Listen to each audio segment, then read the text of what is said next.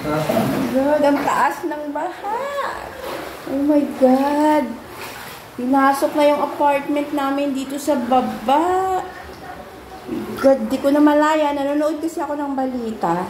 Kinatok ako ng kapitbahay. Oh my God, tingnan mo, bahang-baha na dito sa amin sa baba.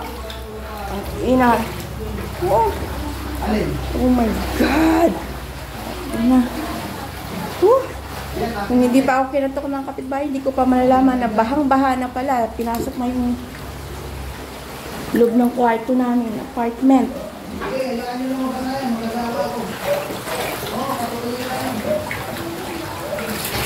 Alaya, paano ba ito yan? Saan tayo pupunta nito? Wala, dito lang. Natatakot ako. Dito ka muna sa amin. Ano ba yan? Asan yung isang tsinelas ko? Diyan lang yan, wala pa lumalabas. Hindi pa naman ako marunong lumangoy.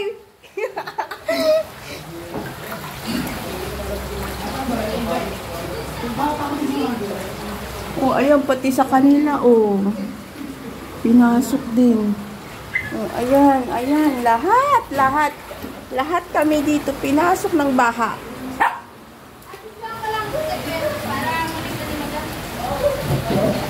Oh my God. First floor. Kaya nga po eh. Ito po sila ngayon, busy. Yung mga ano nila. Kung hindi nga ako kinatok ni Kuya, hindi ko pa malalaman na baha na pala. Kasi nakahiga ako, nanonood ako ng balita. Oh my God. Madam, binasok ang first floor. Oh my God. Ito nga ito kay Madam Amy. Gusto po. Ayan, tingnan mo, ayan. Binaha na din sila. Yan. Pinasok na ng baha.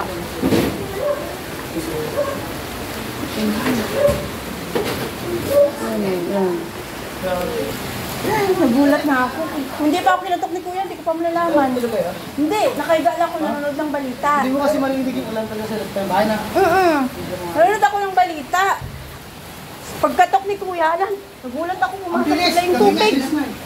Ayan. Paano ba ito? Ayan o, nag-aakyatan na sila. Dito sa second floor.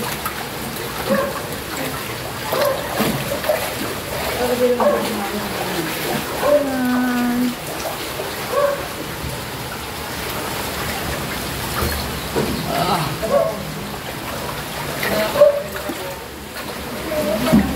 Oh my God, bahang-baha na. Oh, Diyos ko po, what is this? Bahang-baha na, oh. Abot na hanggang pinasok yung apartment namin dito.